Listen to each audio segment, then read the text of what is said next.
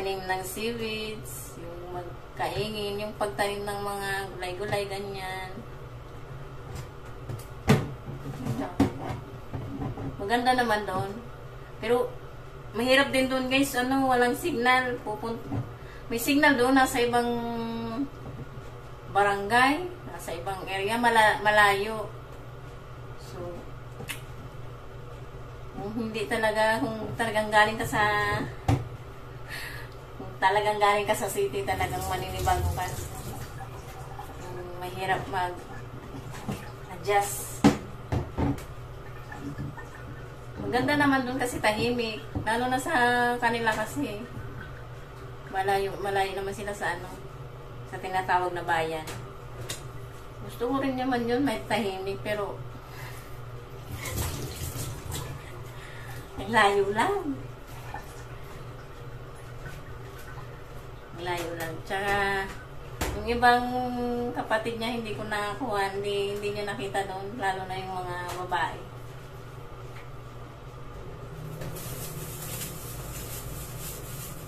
Tapos alam niyo ba nung pinasyala ko doon, kasi diretso siya nanguha ng shell.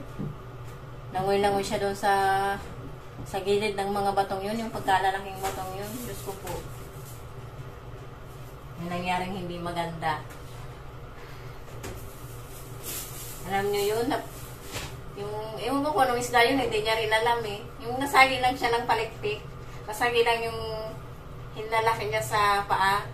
Kasi nga naglalangoy. Nanguha ng shell. Nasagi lang yung daliri niya sa paa. Ano pala yun, kung sa ahas, makamandag.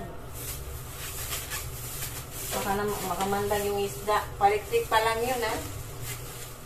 Hindi pa kami nakakawi, hindi. Kakasampa niya pa lang. Namamaga na yung daliri ng paa niya. Hindi basta-basta yun kasi nagpatawag ng albularyo. Yun na yun. Yung sinabi ko, kasi nung pag-uwi namin, dire-diretso siya doon sa ginawa niyang papag. Sabi ko doon, luman ako doon sa bahay, sa kusina. Sabi ko si Little may na dali ng isda, ewan ko anong isda, yung kuya niya. Ewan kung anong inuya noon. Tinapala na agad yung daliri ng paa niya. Di ba? Nakakatakot kasi may ganun palang isda. Palikpik lang yun, pero Diyos ko naman. Pilay-pilay nga siya eh. Pilay-pilay siya maglakad.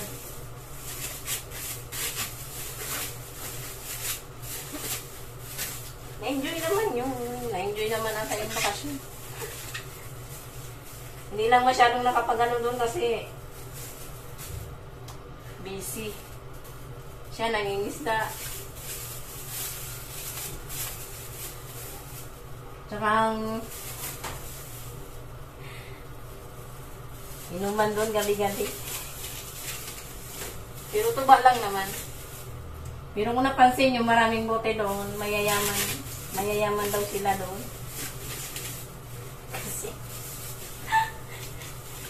Kasi gabi-gabi inom. Lang din na tayo reward sa sarili kasi alam nyo na, trabaho. Yung ref namin guys, puro na lang tubig ang laman. Oh. Tubig. Manama ka sa tubig, itlog. Ito to, pagkain ng pet niya. May inuwi siyang pet. Masama yung lalagay ko dito, wait nga lang. Mga dala namin dito, may tuyo.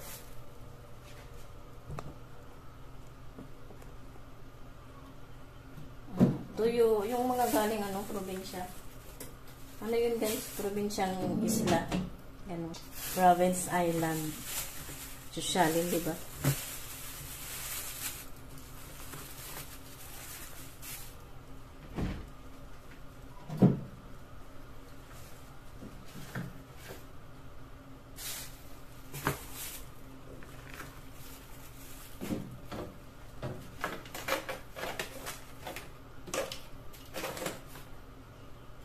Dala namin ano tuyo, yung halaman. Ang ganda ng halaman, guys. Pinadala sa akin yung ano, hipag niya.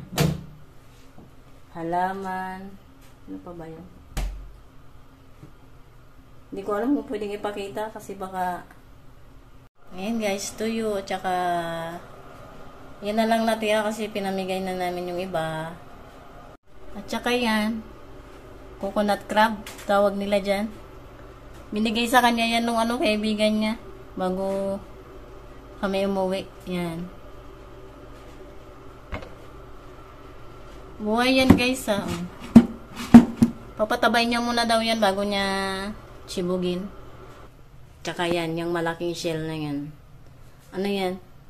Binigay sa akin ng kuya niya. Ay, ang laki niya, no?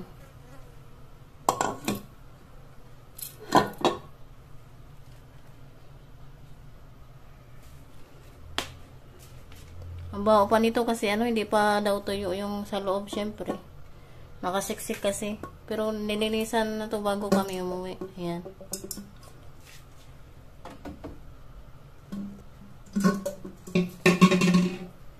Tsaka to.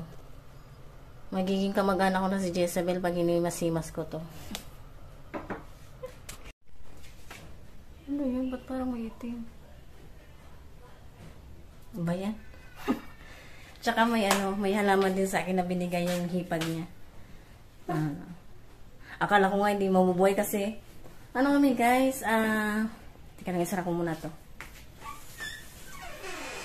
Ano sana kami uwi, sasakay pala, babalik dito, ano, talagang inupuan na yun. Kanina pa kasi ako nakatayo. Ano ba yun? 24 sana kami sasakay. Kaya lang, walang bangka. Walang bangka daw. Galit na galit ako noon. Umiyak na ako sa galit. Umiyak na ako sa inis. Hindi na naman ako makausap ng asawa ko noon. Nahawa ako sa asawa ko pag ako nakagalit. Nainis kasi ako. Kasi, wala kasing dati, ano, baka maano ako. Doon ako sa kabila, sa kusina. May nagpapatugtog. Baka makapirit tayo. Ayan, dito na lang muna ako mag-explain. Wait lang. Tapos na ako maghugas eh. Nandito pa yung mga pinagugasan ko. Ayan, ganyan na muna ako ganyan na muna ako magpaliwanag. Magpaliwanag. May nagpapatugtog kasi doon baka makapirit tayo. Ayan. Dapat 24 kami sasakay ng papuntang Mindoro. Yung biyahe nung bangka 27. 27 papasok na siya. Doon daw sa Kaluya sasakay. Kabilang isla naman yun guys. 'Di ba? Maraming isla. Sakay na naman ng bangka papuntang Kaluya. Nabuboring din ako sa biyahe doon kasi makikita mo lang syempre dagat. Hindi naman katulad sa atin dito na may makikita ka, may mahamoy ka habang nasa daan, di ba? Doon talaga makikita mo dagat, alon, may mga isda akong nakitang nalipad yung flying fish. May nakita rin akong, ang swerte ko, nakakita ko ng dolphin. Hindi ko lang nakuhanan. Excited. Yun talagang inabangan ko yung makakita ng dolphin. Tapos yun na nga, pumunta kami ng Kaluya, doon daw sasakay, meron daw sakayan doon, papuntang Mindoro. Tapos kung hindi pa kami nakakalayo, masamang balita na agad, walang bangka. Walang bangkang papuntang Mindoro. Umiyak na talaga ako, umiiyak ako. Gusto ko nang umuwi.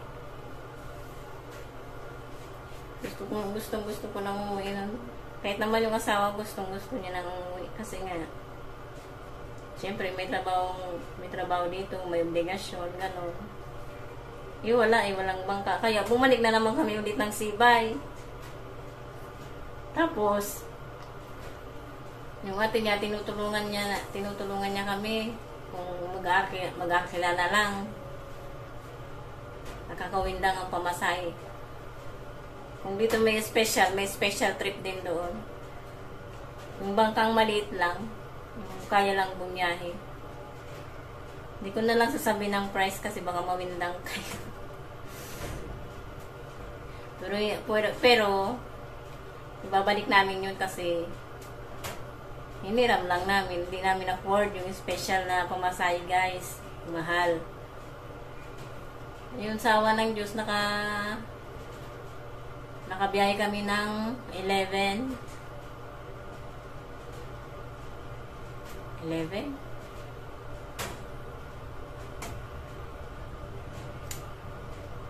a.m. ng 25. Kasi nga walang bangka ng 24. Tama ba?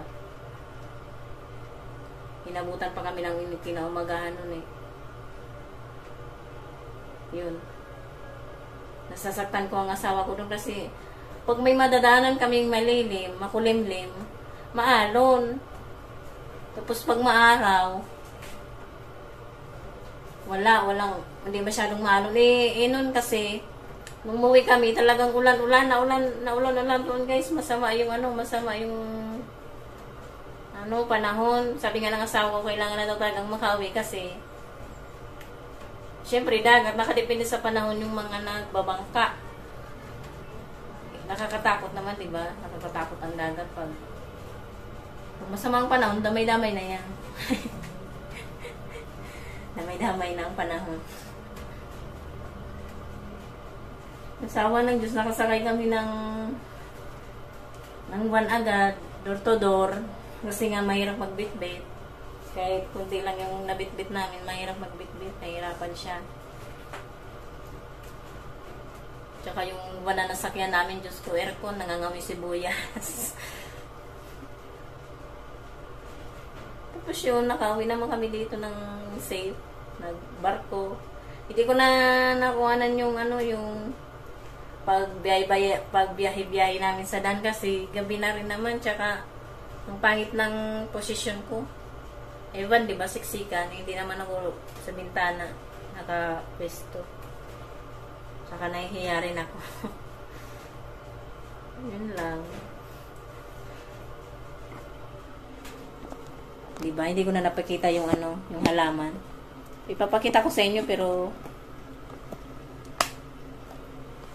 wait lang.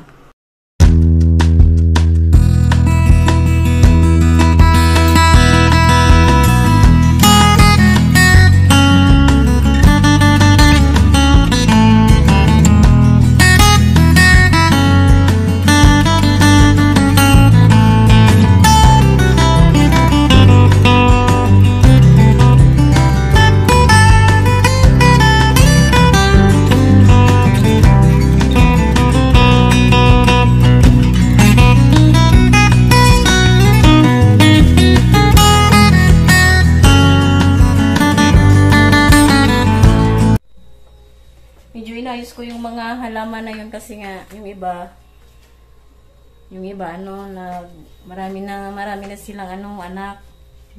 Medyo lang naman, medyo inayos ko. So yun lang, guys, sana nagustuhan nyo ang aking vlog. Uy, wag lang naman yung sasiba yung panoorin nyo. Ang dami-dami kong video eh. Yun lang. Thank you sa inyong panonood. At thank you po pala sa mga bagong nag-subscribe. Maraming salamat sa inyo at nagustuhan nyo. Parang nagbabadya naman kayo na doon na lang ako tumira. Char. Panoorin nyo lahat at inuulit ko, libre lang pinutin yung subscription button, ganon. Mga iklabo, ganon. Pindutin nyo lang ng pindutin yun. Libre lang naman. Mag-ingat kayong lahat at maraming salamat ulit. At mabuhay kayo ang gusto nyo. Hanggang gusto nyo pala. Maraming salamat po sa inyong lahat. Okay? Ingat kayo lagi. Babu!